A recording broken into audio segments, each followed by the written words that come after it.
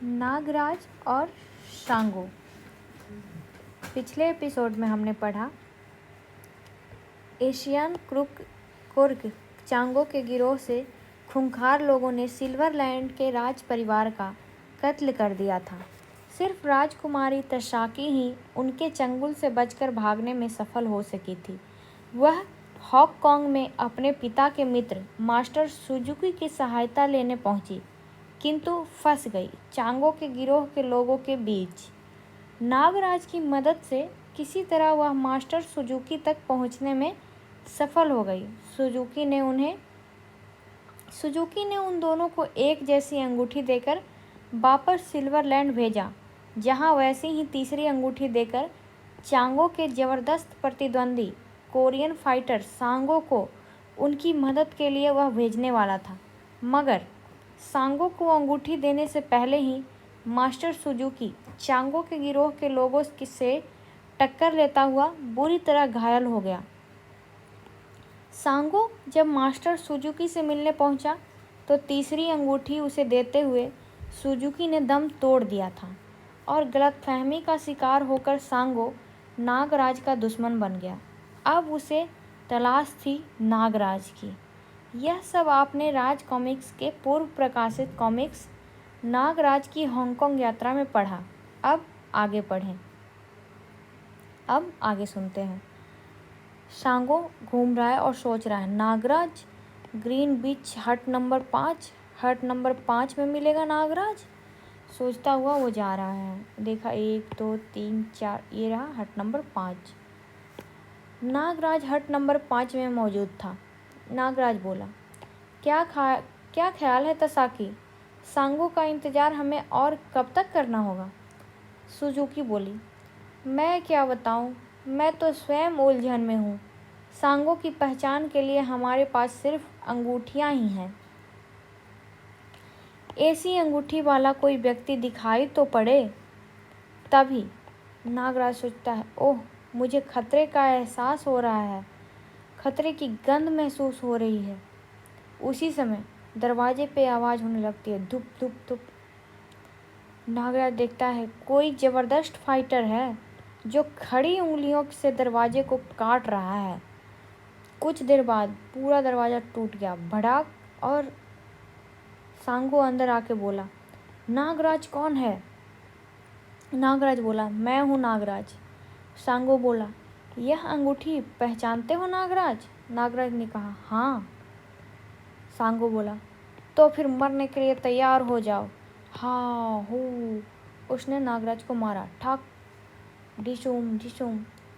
नागराज बोला, क्या तुम सांगो हो? सांगो बोला, सांगो नहीं, तुम्हारी मौत का फरिश्ता, याहू हा हू। और नागराज को पीटता गया, बडाक ठक ठक, जिप टिप। नागराज बोला, रुक जाओ सांगो, तुम्हें कुछ गलतफहमी हुई है। सांगो बोला, बुजदिल, मैं तेरे जिस्म के टुकड़े टुकड़े कर दूंगा। नागराज बोला, मैं अभी सिर्फ अपना बचाव कर रहा हूँ, मुझे आक्रमण पर मजबूर मत करो सांगो। सांगो बोला, क्या? सांगो को चैलेंज करता है या ई, और उसने नागराज को मारा। फिर नागराज ने जहरीली हवा निकाली, फुश। सांगो सोचता है, ओह, मुझे नशा सा हो रहा है, अपनी सांस रोककर फेफड़ों की सारी हवा बाहर फेंक दूं। नागराज बोला, सांगो पर मेरी जहरीली फुंकार का कोई प्रभाव नहीं पड़ा, इसका मतलब यह पूर्ण मास्टर है। सांगो बोला, तुमने इसी तरह जहरीली गैसें का इस्तेमाल से सुजुकी को काबू में लेकर कत्ल किया होगा, लेकिन सांगो ऐसी हमलों का आदी है। नागराज बोला, सुजुकी का कत्ल कब? सांगो बोला, सांगो तुम्हें धोखा हुआ है।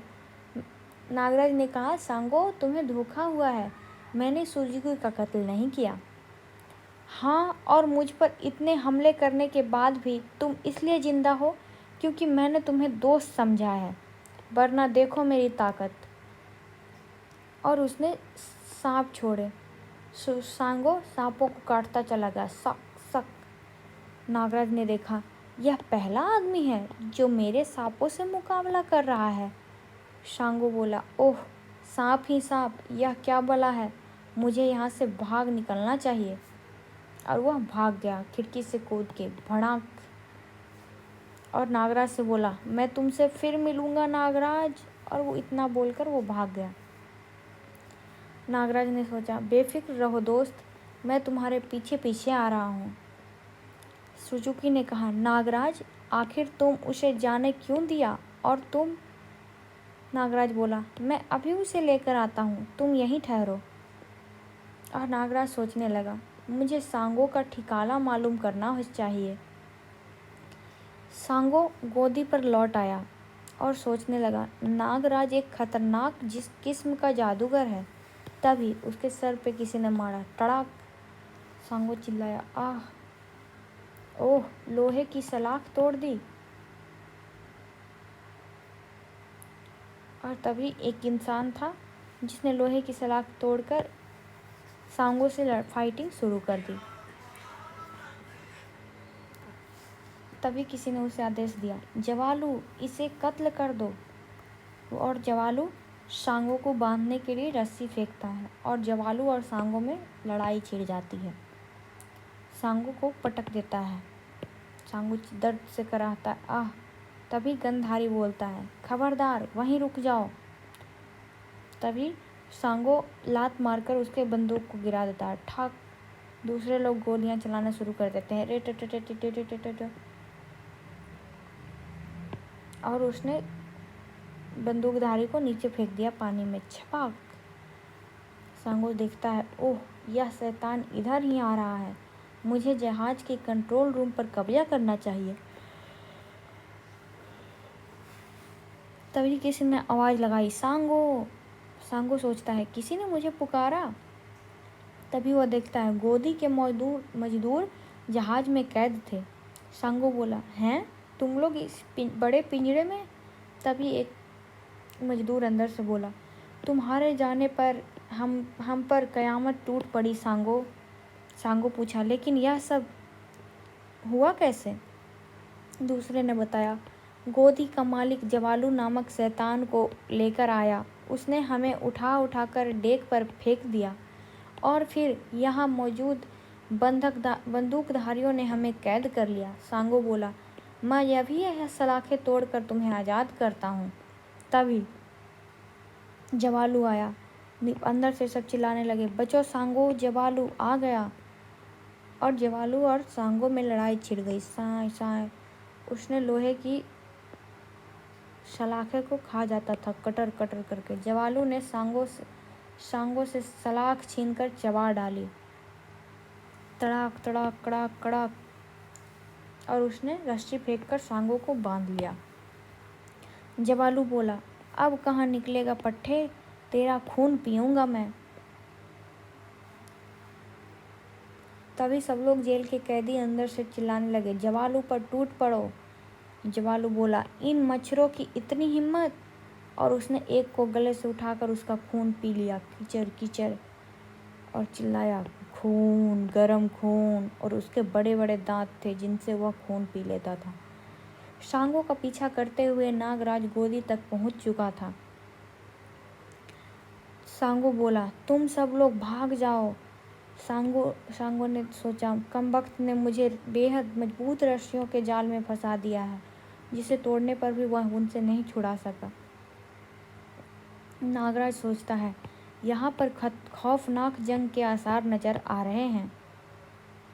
तभी जवालू बोलता है, अब मैं तेरा खून पीऊंगा, तू ही वह सांगो जिसने चांगो बॉस के नाक में दम कर रखा था। तभी वह खून पीने के लिए आगे बढ़ता है कि एक नाग आ जाता है, फुश। जवालू चिल्लाया, ओह सांप, दूसरा सांप। और ढेर सारे सांप उस पर हमला कर देते हैं। सांपों से वह घिर जाता है। तभी नागराज सांगो से बोला, जब तक यह सांपों से जूझता है मैं तुम्हें आज़ाद किए देता हूँ।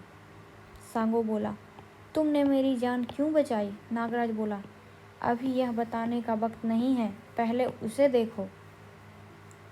जवालू, मैं तुम सबको तबाह कर दूंगा। और वह तेल के टैंकर को फोड़ना शुरू कर दिया। ढिशुम ढिशुम ढिशुम, बड़ाम बड़ाम। तेल के गैलन से विस्फोट होने शुरू हुए। नागराज ने बोला, उस पर जहर का असर चढ़ रहा है, वह पागल हो गया है। जवालू चिल्लाने लगा, खून पी जाऊंगा सबका। नागराज बोला, जहाज तबाह हो रहा है, चलो अब निकल चलो। सांगो बोला, जवालू पागल हो गया है, तबाही से वह खुद भी बचेगा नहीं। कुछ ही क्षणों बाद जहाज विस्फोट कर गया, बड़ाम। सांगो बोला, जहाज के साथ जवालू भी पानी में गर्क हो गया। नागराज बोला, मेरा ख्याल है कि तुम यह गोदी छोड़ दो और बचे खुचे मजदूर को लेकर मेरे साथ चलो। सांगो बोला, गोदी के मालिक और उसके गुंडों ने मजदूरों को भून दिया होगा। नागराज बोला, नहीं, मैंने उन्हें सबक पढ़ा दिया था, वे अब इस तरफ कभी नहीं आएंगे।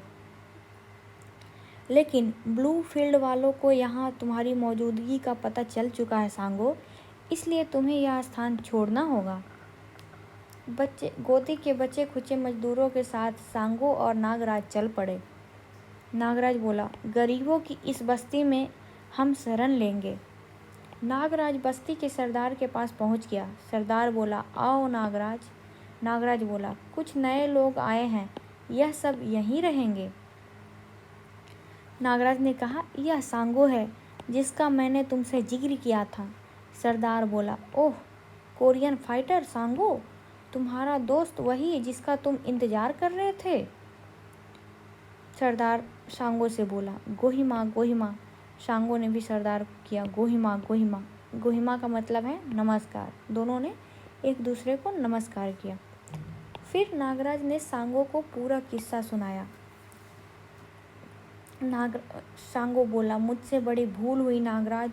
सुजुकी ने मुझे अंगूठी दी थी और मैं यह समझा कि यह कातिल की पहचान है, जबकि सुजुकी ने हम तीनों की पहचान के लिए अंगूठियां दी थी। नागराज बोला, यहाँ आकर हमने इस बस्ती को सिल्वरलैंड की स्वतंत्रता संग्राम का केंद्र बनाया है। हमारी सहयोगी इसी जगह से संपर्क बनाए हुए हैं। सुबह नागराज बोला, मालूम हुआ कि चांगो हांगकांग से सब कुछ समेट कर यहाँ आ गया है। सांगो बोला, इसका मतलब मास्टर सुजुकी के हत्यारे वही लोग हैं, क्योंकि चांगो जानता है कि सुजुकी के मौत के बाद हांगकांग में क्या तूफान आएगा। सुजुकी के शिष्य छोड़ेंगे नहीं चांगो को। नागराज बोला, हमें एक ही रात में सारा काम समाप्त करना है सांगो। 2 जगह एक साथ हमले होंगे, एक मोर्चा तुम संभालोगे और दूसरा मैं। सांगो बोला, मैं तैयार हूँ। चांगो ने सिल्वरलैंड स्थित अपने हेडक्वार्टर में अपने विशेष साथियों की सभा बुलाई। चांगो बोला, सिल्वरलैंड में नागराज और सांगो दोनों मौजूद हैं।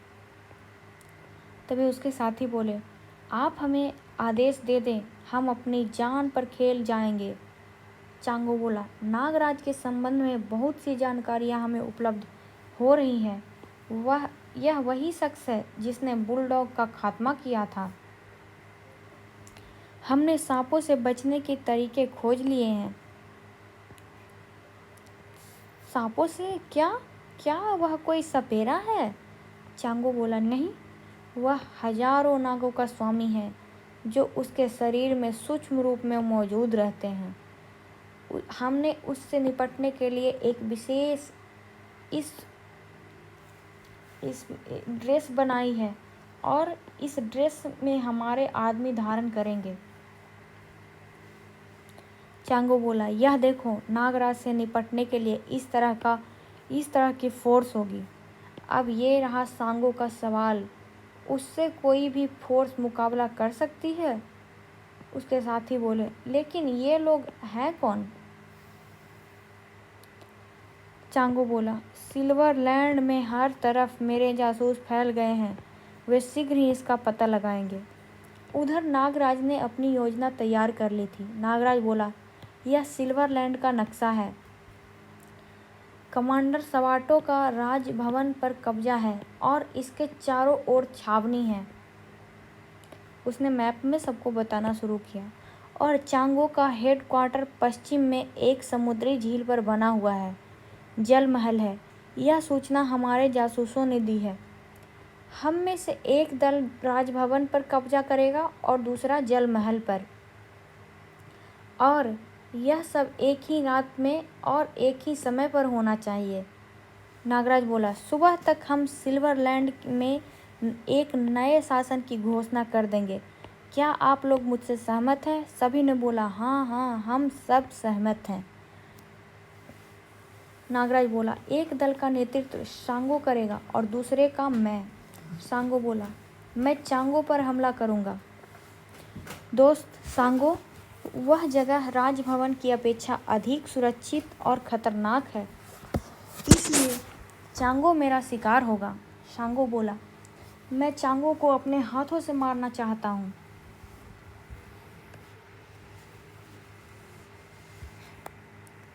नागराज बोला, मैं तुम्हारी भावना समझ सकता हूँ और वादा करता हूँ कि चांगो को जिंदा तुम्हारे हवाले कर दूंगा।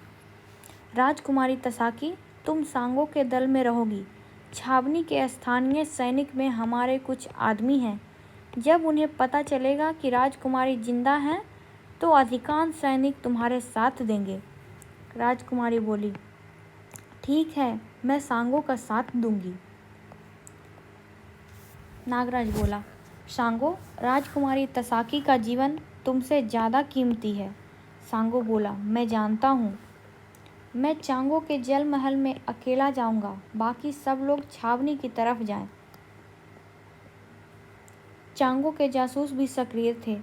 उसने चांगो को खबर दी, हेलो बॉस, खबर मिली है कि नागराज और सांगो कनक बस्ती में रह रहे हैं। तभी चांगो बोला, कनक बस्ती? कनक सरदार को ज्ञात है यह? उसका जासूस बोला, जी हाँ, उसी ने शरण दे रखी है। चांगो बोला, उसकी गतिविधियों पर नज़र रखो, योजना की शाम में। नागराज बोला, दोस्तों, अब हम एक दूसरे से तभी मिलेंगे जब सिल्वरलैंड पर राजकुमारी तसाकी का पताका लहरा रही होगी। सांगो बोला, और अगर हम अपने उद्देश्य में सफल ना हो सके तो हम जिंदा रहने का कोई हक ना होगा। उनके दोस्त अलग अलग रास्ते निकल पड़े। चांगो के जासूस ने खबर दी, बॉस, नागराज जल महल की झील तक आ पहुंचा है। चांगो बोला, ओह, उसका इतना साहस! झील के तट पर चांगो का बोट हाउस था। नागराज ने सोचा, यहाँ से मुझे एक बोट प्राप्त कर लेनी चाहिए। चौकीदार बोला, कौन है? वहीं रुक जाओ। तभी नागराज ने सांप छोड़े, फुस, और वो गिर पड़ा। नागराज ने सोचा, यह बोट हाउस का गार्ड है, मैं इसके वेश में आगे बढ़ सकता हूँ। और नागराज ने अपना वेश बदल लिया और वह उस बोट हाउस के गार्ड के रूप में तैयार हो गया। दूसरे ने कहा, तुम कहाँ जा रहे हो? नागराज बोला, मैं जरा समुद्री गश्त लेने जा रहा हूँ। तो दूसरा चौकीदार बोला, अभी अभी खबर मिली है कि नागराज इस तरफ आ रहा है। नागराज ने कहा, मैं उसी की तलाश में जा रहा हूँ दोस्त। और वह बोट उठा के चल पड़ा और बोला, इसका मतलब इन्हें मेरे आगमन का पता है। उधर बोट हाउस के इंचार्ज ने नागराज की खोज आरंभ करवा दी और सरदार बोला, बोट हाउस का चप्पा चप्पा छान मारो। तभी एक चौकीदार ने देखा, ओह, यह गार्ड बेहोश पड़ा है और इसके कपड़े भी गायब हैं। दूसरा बोला, इसका मतलब नागराज गार्ड के वेश में निकल गया। महल के चारों तरफ सर्च लाइट घूम रही है, इसका मतलब मेरी तलाश है। नागराज ने देखा। तभी चांगो ने आदेश दिया, स्नेक फाइटिंग कोर्स, कोई भी गार्ड अंदर न आने पाए, अलर्ट। गार्ड ने आंसर दिया, ओके बॉस। नागराज सोचा, तो फिर मैं यह तरीका प्रयोग करूंगा। ओह, यह नहर महल के अंदर जा रही है। और उसने देखा कि वो जो नहर है वो महल के अंदर जा रही थी। नहर के रास्ते नागराज महल के अंदर पहुंच गया। सभी रास्तों पर पहरा था।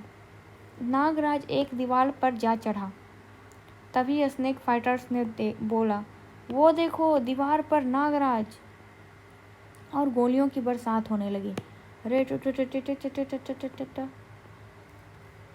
तो सब लोग बताने लगे, बुर्जी पर पकड़ो, तीसरी बुर्जी पर। और नागराज ने सांप छोड़े, फुस फुस। नागराज ने देखा, यहाँ मेरे सांपों का हमला कामयाब क्यों नहीं हो रहा है, और गोलियां चलती रही। वह गार्ड चिल्ला रहे थे, वह दूसरी बुर्जी पर चला गया और नागराज सबको मारता हुआ आगे बढ़ता गया। डिशुम डिशुम।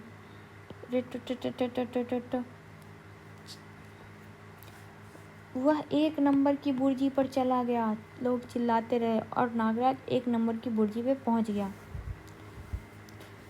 चांगू को बताया उसके चौकीदारों ने, बॉस उस पर गोलियों का असर नहीं हो रहा है। चांगू बोला, टूट पड़ो, कुचल दो। हाथापाई के युद्ध में नागराज ने कुंफू का प्रयोग शुरू कर दिया। ठोक ठोक ठोक। चौकीदार ने बताया, नागराज ने स्नेक फाइटिंग कोर्स को नष्ट कर दिया बॉस। चांगू बोला, उसे बमों से उड़ा दो। और तभी बम फूटने लगे। नागराज इधर उधर देखकर निकलता रहा। चांगू बोला, ओह, अब मैं इसे अपने रेडियो बमों से ख़त्म कर दूंगा। और बम फोड़ने लगा, बम बड़ाम बड़ाम। नागराज इस स्क्रीन पर, ओह, तो वह इस तरफ आगे बढ़ रहा है। वो नागराज को रेडियो पे देखता और जिस जिस तरफ नागराज जाता था वहाँ बम फोड़ता था, बड़ाम बड़ाम। चांगू बोला, फिलहाल मुझे कंट्रोल रूम छोड़कर सवाटों की छावनी में पहुँच जाना चाहिए। और चांगू वहाँ से भागकर लिफ्ट ले लिया और बोला, वह इस गैलरी तक आ गया। तभी नागराज ने सम्मोहन से मालूम किया। नागराज ने किसी को सम्मोहित करके पूछा, बताओ चांगू कहाँ है। उसने बताया, ऊपर महल के हेलीपैड पर। नागराज एक खिड़की से छत पर पहुंच गया। नागराज बोला, इससे पहले कि हेलीकॉप्टर उड़ान भरे मुझे उसे पकड़ लेना चाहिए। तभी नागराज बोला, सारे महल में धमाके हो रही हैं। पूरे महल में धमाके हो रही थी और उसने हेलीकॉप्टर से नाग रस्सी से हेलीकॉप्टर में लटक गया। हेलीकॉप्टर सवाटों की छावनी की ओर चल पड़ा। कमांडर सवाटो, मैं चांगू तुम्हारे महल पर उतरने आ रहा हूँ। सवाटो बोला, ठीक है, मार्ग साफ है। तभी चांगू ने देखा, नागराज। नागराज बोला, हाँ मैं हूँ नागराज। और हेलीपैड पे ही दोनों की लड़ाइयाँ चलने लगी, ठाक ठाक। नागराज रस्सी से लटका हुआ युद्ध करता रहा। फुस फुस फुस फुस, सांप आते रहे, गोलियां चलती रही। तभी नागराज बोला, बस अब तुम कोई गड़बड़ी मत करना, चांगू मेरे कब्जे में है। और उसने हेलीकॉप्टर चलाने वाले को कब्जे में कर लिया। सवाटों की छावनी की तरफ बढ़ते रहो। उधर सवाटों की छावनी में राजकुमारी तसाकी बोली, देख लो इस देश के वीर जवान, मैं तसाकी हूँ, इस देश की राजकुमारी, और अपने देश की जनता को सवाटों के चंगुल से मुक्त करने आई हूँ। राजकुमारी तसाकी। सांगू बोला, राजकुमारी तसाकी। सभी लोग बोलने लगे, जिंदाबाद जिंदाबाद। तभी एक चौकीदार ने खबर दी, कमांडर सवाटो का संदेश दो, यहाँ बगावत हो गई है। रेडियो पे बोला, ओके कैप्टन। सवाटो क्रोध से पागल हो गया। सवाटो बोला, टैंकों और तोपों के मुहाने खोल दो, कोई इधर कदम बढ़ाए तो उड़ा कर रख दो, और जिस जिस जगह पर बागी जमा है वहाँ हवाई हमले करा दो। तभी हवाई हमले होने लगी, जू जू जू, और बम गिराए जाने लगे। राजकुमारी बोली, डरो नहीं, हवाई हमलों से कुछ नहीं होगा। हमारे महल तक एक सुरंग जाती है, हम उसके द्वारा अंदर पहुंच जाएंगे। सांगो बोला, हमारी एक टुकड़ी दिखावे के लिए सवाटों की आर्मी का मुकाबला करती रहेगी ताकि उनका ध्यान उसी तरफ रहे, बाकी लोग सुरंग के रास्ते अंदर चलेंगे। तसाकी और सांगो का सैनिक का दास्ता सुरंग के रास्ते आगे बढ़ चला और राजमहल के एक भाग में प्रविष्ट हुआ। सांगो बोला, अटैक, और गोलियां चलने लगी। बड़ाम, दाएं दाएं दाएं, ठाक, खन खन। महल में घमासान युद्ध हुआ। तसाकी बोली, सांगो, तुम सवाटों की फरारी का रास्ता जाम कर दो, महल की छत पर जाओ। तभी एक सैनिक ने आकर बताया, कमांडर, सवाटो महल की सभी हिस्सों पर बागियों का कब्जा होता जा रहा है। सांगो ने महल की छत पर चढ़ना शुरू कर दिया था। सांगो देखा, ऊपर एक हेलीकॉप्टर भी उड़ता हुआ दिखाई दे रहा है। सवाटो ने बोला, ओह, फिलहाल मुझे चांगो के साथ यहाँ से निकल कर भाग जाना चाहिए, वरना मेरे साथ साथ चांगो भी घिर जाएगा। कमांडर सवाटो महल के हेलीपैड पर पहुंचा और उसके चमचों ने बताया, कमांडर, महामहिम चांगो का कॉपर उतर रहा है। सवाटो बोला, हाँ, तुम लोग यहाँ तक पहुँचने के रास्ते को जाम कर दो। तभी सांगो ऊपर आ गया, याई ठाक, और उसने सबको मारना शुरू कर दिया और छत पे से फेंक दिए सारे चौकीदार को। शायन सवाटो हेलीकॉप्टर की तरफ भागा। हेलीकॉप्टर उतर रहा था। सवाटो बोला, इस वक्त मुझे अपनी जान बचानी है। तभी नागराज बोला, परंतु तुम बच नहीं सकोगे सवाटो। नागराज बोला, सांगो, यह रहा तुम्हारा शिकार चांगो। कमांडर सवाटो, तुम्हारा खेल खत्म हुआ। और नागराज ने चांगो को सांगो के हवाले कर दिया। सवाटो ने दौड़कर महल की छत से छलांग लगाकर आत्महत्या कर ली। अगली सुबह तसाकी का पताका सिल्वरलैंड पर फहरा रहा था। नागराज ने कहा, सांगो, तुम अपने कैदी के साथ चाहे जैसे सलूक करो, परंतु तसाकी का राज्य भी तुम्हें संभालना है। तसाकी बोली, और नागराज तुम? नागराज बोला, मेरी यात्रा बहुत लंबी है राजकुमारी, बस हमारा साथ यहीं तक था, अब मैं विदा चाहता हूँ। और नागराज ने एक बोट लेकर सबके साथ विदा ले लिया। राजकुमारी बोली, नागराज, मैं तुम्हें सदा याद रखूंगी। और फिर नागराज अपनी नई यात्रा पर रवाना हो गया। सर, यहाँ ये कहानी समाप्त होती है। अब नागराज की अगली यात्रा के बारे में हम पढ़ेंगे नेक्स्ट एपिसोड में।